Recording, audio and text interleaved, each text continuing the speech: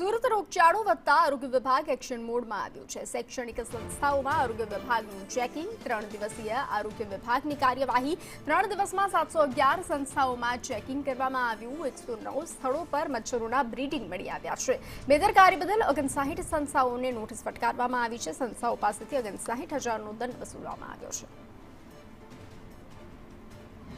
સુરત મનપા આરોગ્ય વિભાગની ટીમ દ્વારા હવે શૈક્ષણિક સંસ્થા પર પોતાની તબાહી નાખવામાં આવી છે, કારણ કે જ્યાં જે ગંદકી હોય તેને લઈને ત્યાં જે છે સરફેસ ચેકિંગ હાથ ધરવામાં આવી છે। શૈક્ષણિક સંસ્થાઓમાં મચ્છરજન્ય પરિસ્થિતિ ન ઉદ્ભવે અને મચ્છરજન્ય રોગચાળો ન ફેલાય તેના માટે આ ઝુંબેશ સ્વરૂપે કામગીરી હાથ ધરવામાં આવી છે। 9 ઝોનમાં આ કામગીરી એક સાથે કરવામાં આવી છે। છેલ્લા 4 દિવસમાં 711 જેટલી શાળા, કોલેજ, ટ્યુશન ક્લાસીસમાં આ કામગીરી કરેલ છે, જેમાં મચ્છરોના બ્રીડિંગ મળે તો તેઓને નોટિસ આપવી, એન્ટી લાર્વલ કામગીરી કરવી, દવાઓનો છંટકાવ કરવો અને સાથે સાથે જરૂર જણાય વહીવટી વસૂલાત કરવાની કામગીરી હાથ ધરેલ છે। 711 જેટલી શાળા, કોલેજ જેવી શૈક્ષણિક સંસ્થાઓમાં આ ઝુંબેશ કરેલ છે, જેમાં 1000થી વધુ બ્રીડિંગ મળ્યા છે અને સાથે સાથે 60થી વધુ સંસ્થાઓને નોટિસ આપવામાં આવી છે।